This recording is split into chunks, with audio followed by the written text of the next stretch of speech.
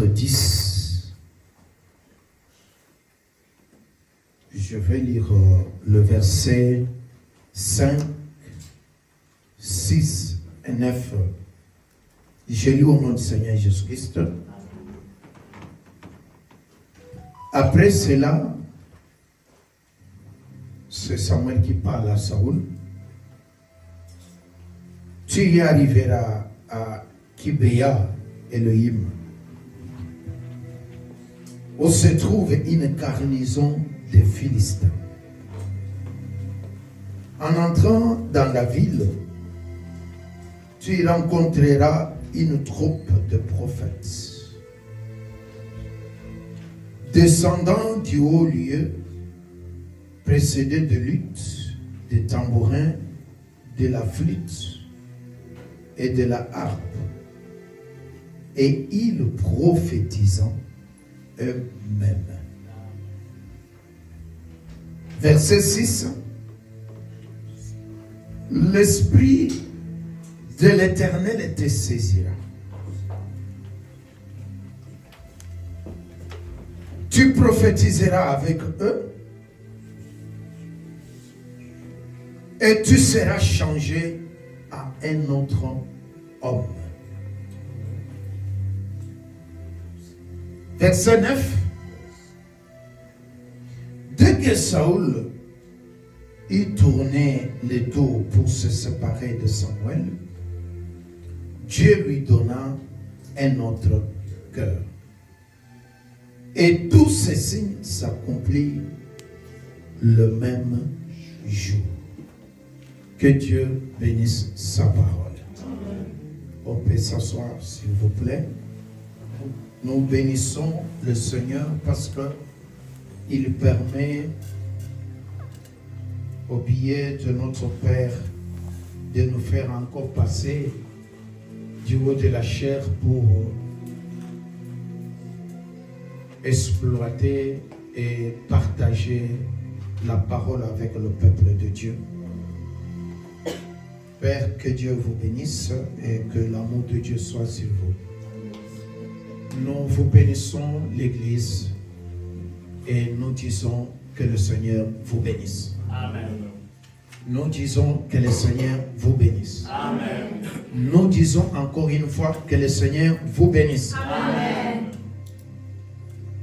Bien-aimés, je crois que la dernière fois quand je parlais ici, j'avais parlé d'une autre bouche. Le Seigneur qui avait promis à ses disciples de leur donner une autre bouche. Ce soir, je veux partager avec le peuple de Dieu un autre cœur. Un autre cœur. Et nous allons développer ce message par la rencontre de Saoul et du prophète Samuel. Saoul est sorti dans sa maison comme étant un berger. Mais il ne va pas rentrer comme un berger, il va rentrer comme un roi. Suivez-moi très bien.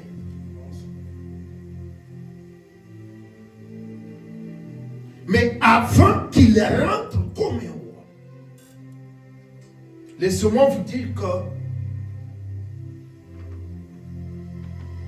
le Seigneur, s'il veut bénir quelqu'un, il veut élever quelqu'un, il lui fait croiser par quelqu'un. Il y a des rencontres et des rencontres. Différentes de d'autres rencontres.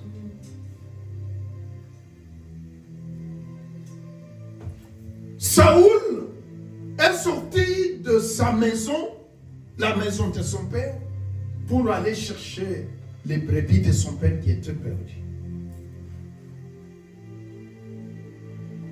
En cherchant, il a vu qu'il ne l'a pas trouvé. Mais il avait un serviteur qui lui a donné un conseil qu'il faut consulter un prophète ou un voyant. Amen. Là, je peux ouvrir une petite parenthèse pour dire que quand ça ne tient pas, il y a un prophète qu'il faut consulter. Que Dieu nous bénisse. Amen.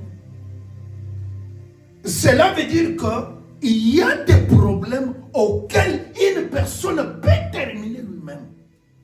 Mais il y a d'autres problèmes, il faut toujours l'orientation. Yes. Est-ce que quelqu'un me suit? Amen.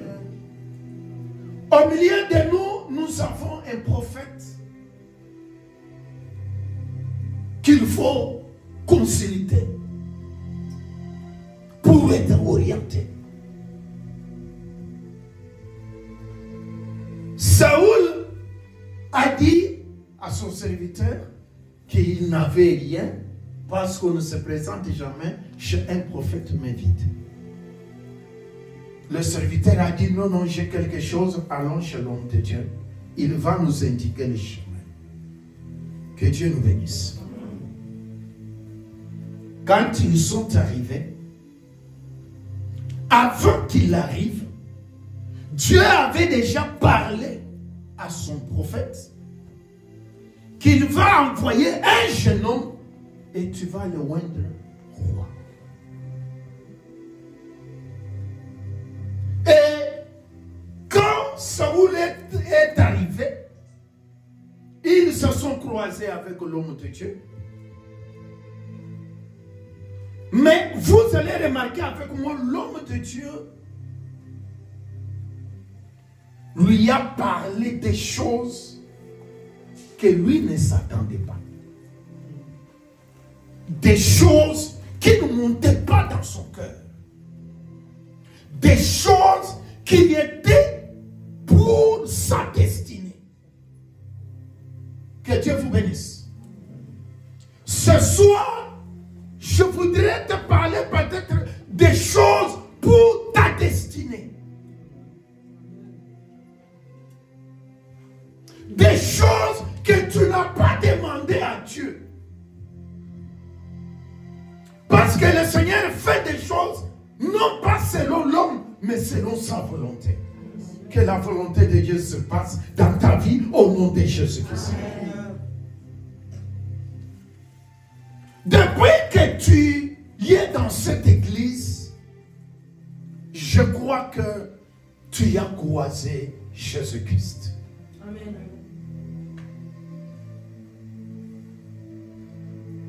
Et quand Saül croise l'homme de Dieu, il se passe des choses que j'aimerais que nous partagions dans quelques minutes. Si nous n'allons pas terminer, on pourra continuer à la fois prochaine.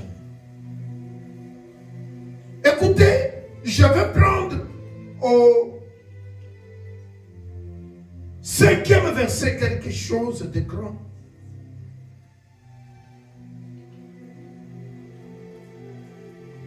Ils nous ont fait toutes les cérémonies possibles. Samuel a oué Saül. Maintenant, il est temps qu'il se sépare. Et l'homme de Dieu, il nous donne des signes.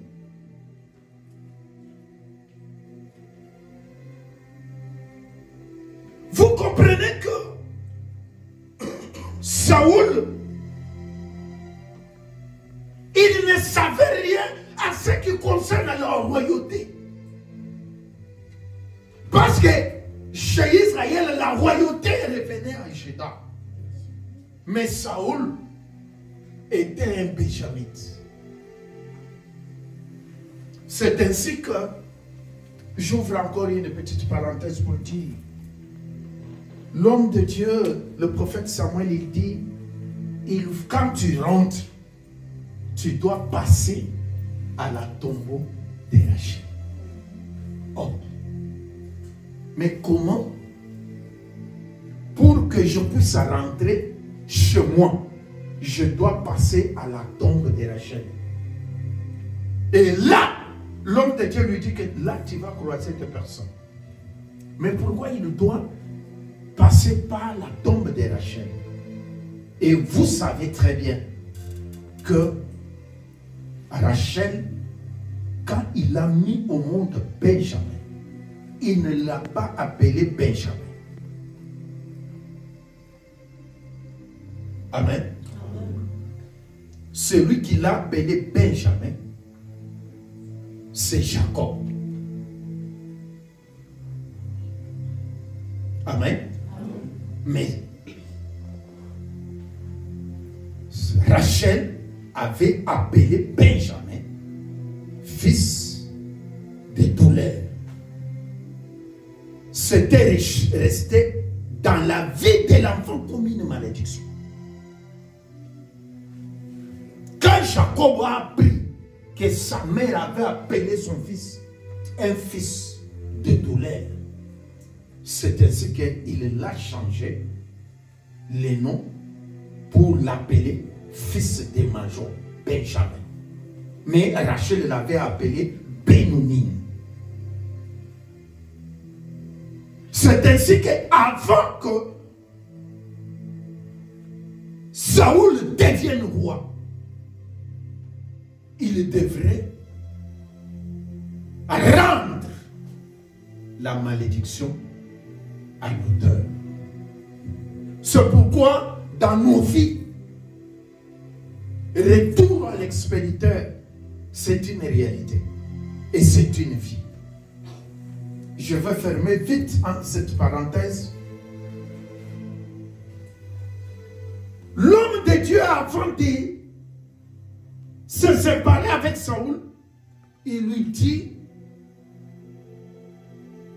3 choses. Et je vais prendre seulement le 5e verset où il dit à Saoul, tu vas croiser les garnisons des prophètes qui se prophétisent eux-mêmes. Amen.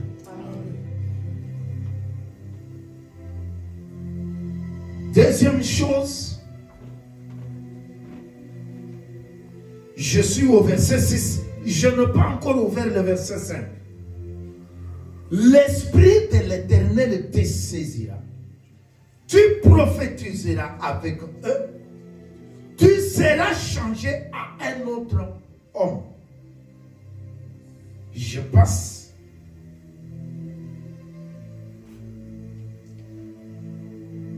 Dès que Saoul y tournait le dos, c'est-à-dire que les 2 signes ici commencent quand Saoul tourne le dos au prophète. Qu'est-ce que la Bible dit?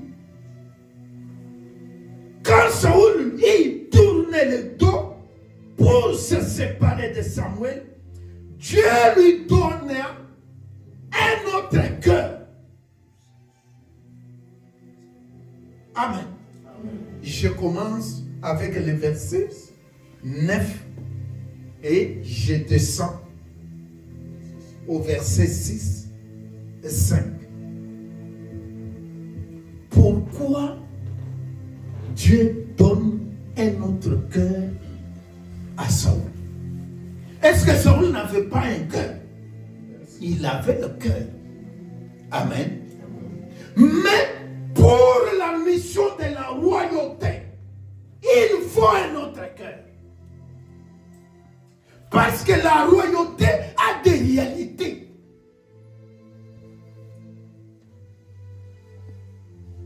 Le cœur de Saoul, c'est-à-dire le cœur auquel, comme il a été élevé, il ne pouvait pas faire la royauté.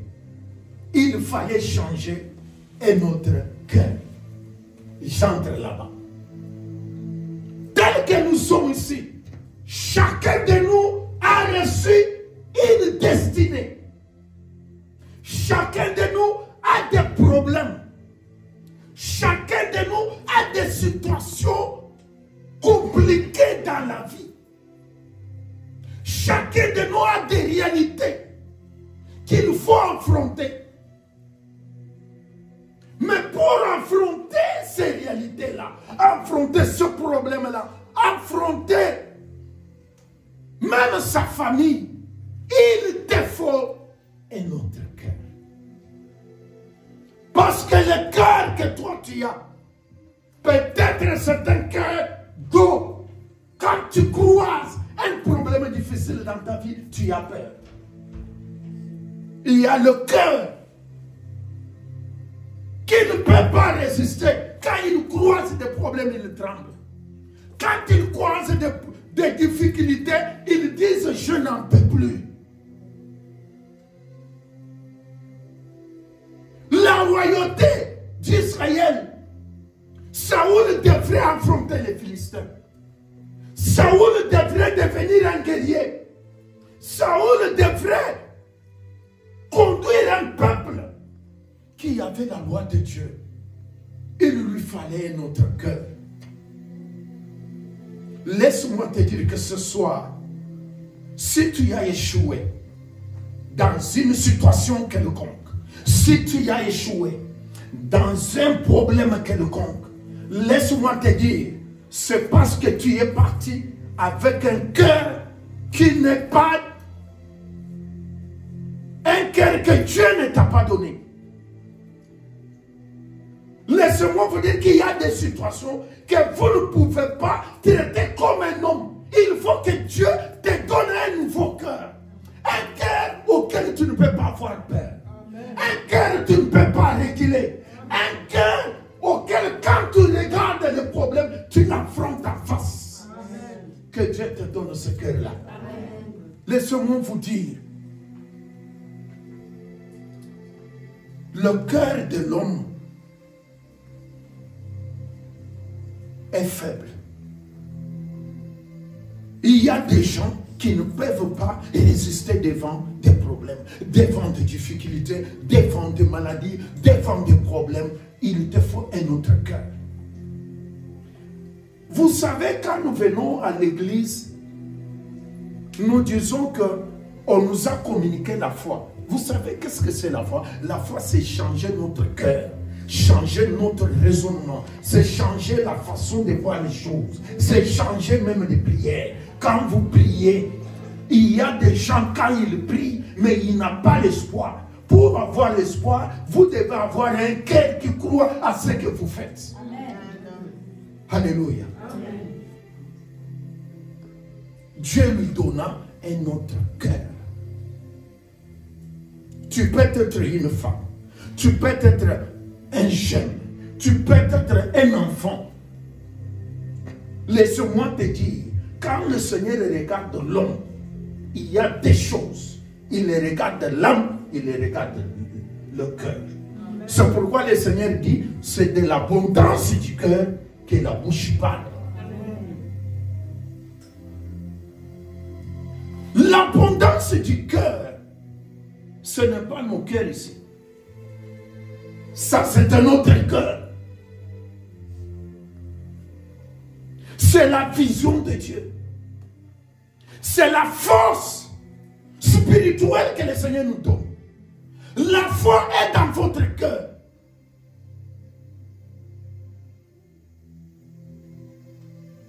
Quand vous avez l'abondance dans votre cœur, c'est à ce moment-là que la bouche parle.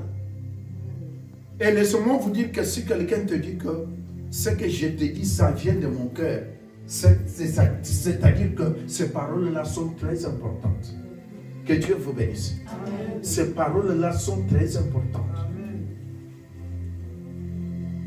Maintenant, Dieu il nous dit à Ézéchiel, que dit à Israël, je vais enlever les cœurs de pierre et je vais leur donner les cœurs de chair. Vous comprenez le cœur que Dieu avait donné à Saoul était le cœur de chair et pas le cœur de pierre. Parce que le cœur de pierre, c'est un cœur qui ne croit pas à la parole. C'est un cœur qui ne croit pas en lui-même. C'est un cœur, quand on te communique la foi, tu n'en as pas. Parce que tu as le cœur comme une pierre. Mais quand le Seigneur dit, je vais parler à Israël, je ne les parlerai pas aux oreilles, mais je vais leur parler au cœur. C'est-à-dire que l'homme, quand on te parle des choses sérieuses, c'est à ton cœur qu'on parle. Que le Seigneur te parle ce soir, il parle à ton cœur. Et quand il parle à ton cœur, pour que le cœur retienne ce que le Seigneur parle, il faut que ce soit le cœur de chair et pas le cœur de pierre. Parce que le cœur de pierre, quand vous pouvez m'écouter, vous pouvez m'entendre parler, mais ça ne va pas entrer. Vous n'aurez pas la foi. Alléluia. Amen. Maintenant, quand Saoul sort chez Samuel, Samuel lui a dit des prophéties. Il lui a donné des signes prophétiques. Il fallait que Saoul puisse croire à ces signes-là. Pour qu'il puisse croire à ces signes-là, il doit y avoir un autre cœur. Le cœur des choses, le cœur qui retienne la parole. Que le Seigneur te donne ce cœur-là. Le cœur qui n'a pas peur. Le cœur qui affronte tout problème de la vie. Vous savez, il y a des problèmes. Vous croisez quelqu'un comme ça, il vous dit que non, je n'en peux plus. J'ai tout fait, ça ne me tient pas. Je ne sais pas comment faire. Je ne sais pas où commencer. Je ne sais pas quoi faire. Je ne sais pas qui contacter. Je suis au bout. Mais laisse-moi te dire que si le Seigneur te donne un cœur, vous n'allez pas pleurer là où les autres pleurent. Amen. Là où les autres voient qu'il n'y a pas une sortie, toi tu vas voir une sortie. Amen.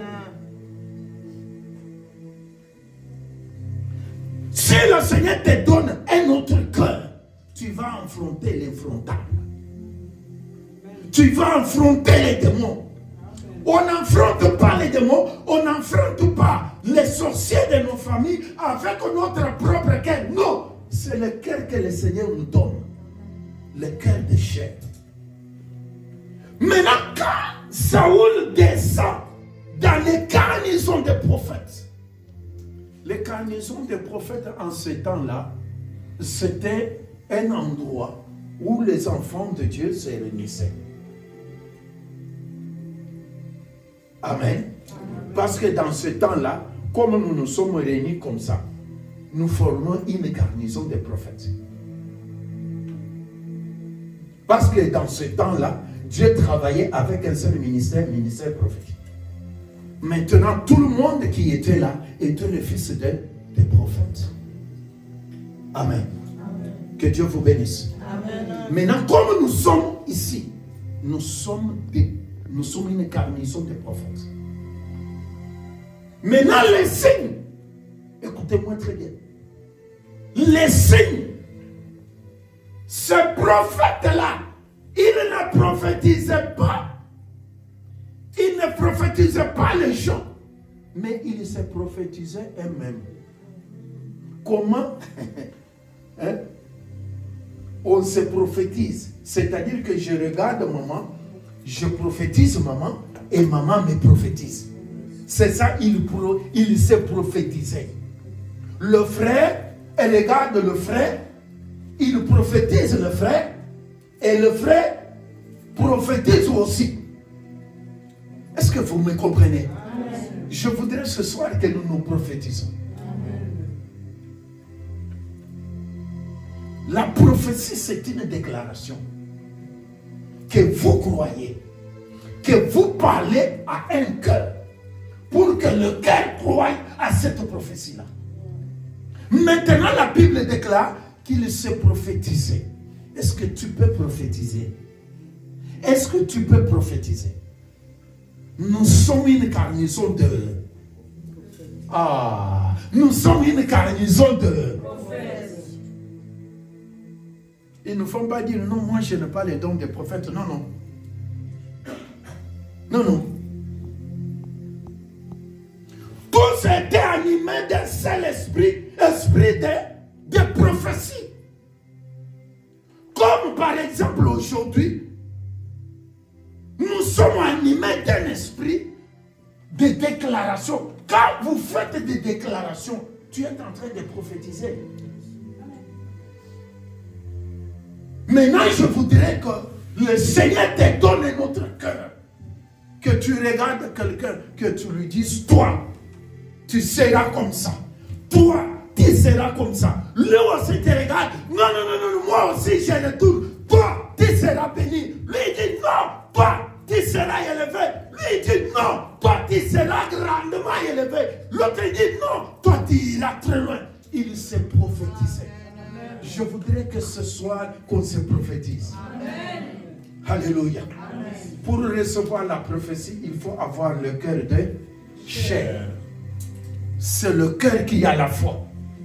Alléluia. Amen. Et un jour, je vous ai toujours dit que notre Père, il a quel message? Notre Père a quel message? Dieu lui a donné quel message? Hein? Prophétie? La foi. Notre Père, Dieu lui a donné quel message? Il lui a donné le message de la foi. Lui, mais quand il se met, même 5 minutes, il communique la foi. Il peut prendre même un verset prophétique.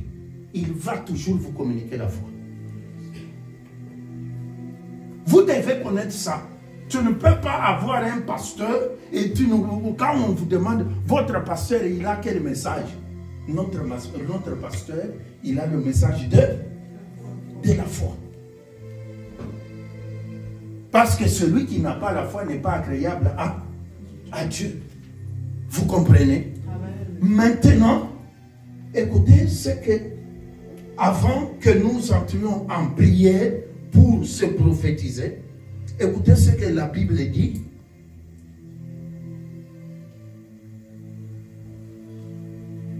La Bible dit ceci. L'Esprit de l'Éternel te saisira. Tu prophétiseras avec eux et tu seras changé en un autre homme. L'esprit de prophétie.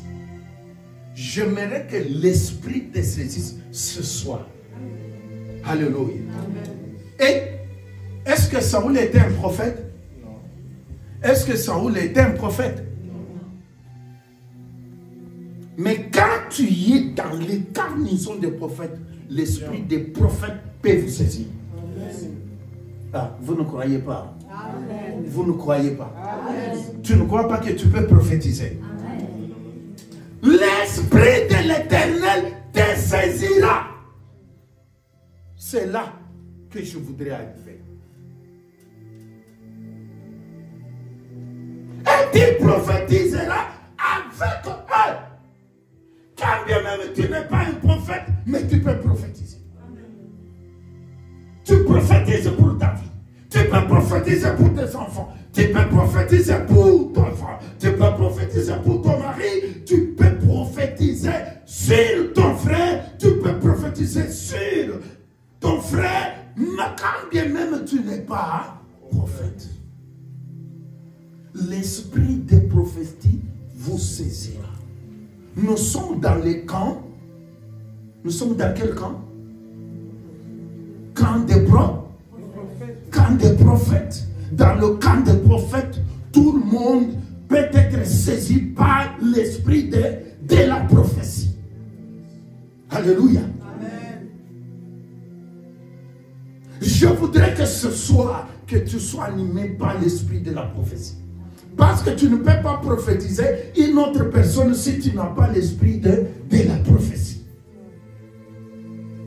Je prophétise sur vous. Amen. Que vous serez grands. Amen. Je prophétise sur cette église que nous allons payer les bâtiments. Amen. Je prophétise que vous serez grands. Je prophétise que le combat que tu es en train de mener, c'est toi qui sortiras vainqueur. Amen. Oh là là. Je prophétise sur toi que tu ne seras jamais la tête. Et tu ne seras jamais la tête. Tu seras la tête. Amen. Tu seras le premier. Tu ne seras jamais le dernier. Amen. Je prophétise sur toi, il faut accepter la prophétie. Amen. Maintenant, la prophétie, il faut l'accepter avec le cœur de chair. C'est le cœur de chair. Parce que c'est dans la chair qu'on trouve la vie. Amen. Alléluia. Amen. Je prophétise sur toi. Amen. Toi, tu vas gagner cette année. Amen. Je prophétise sur toi. Toi, tu vas gagner cette année. Amen. Je prophétise sur toi que tu ne mourras jamais une maladie qui vienne de main des gens. Amen. Je prophétise sur toi que tu seras le premier. Amen. Partout où tu passeras, tu seras toujours la tête. Amen.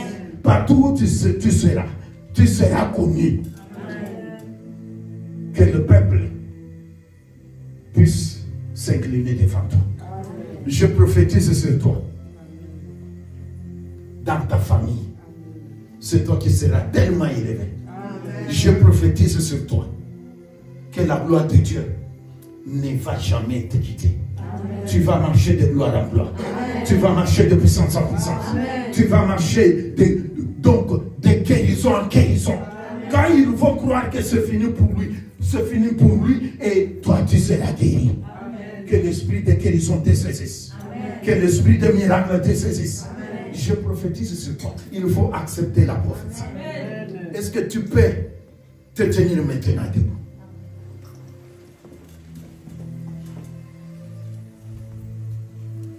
Alléluia. Est-ce que tu peux regarder quelqu'un pour que tu prophétises sur lui? Regardez-vous.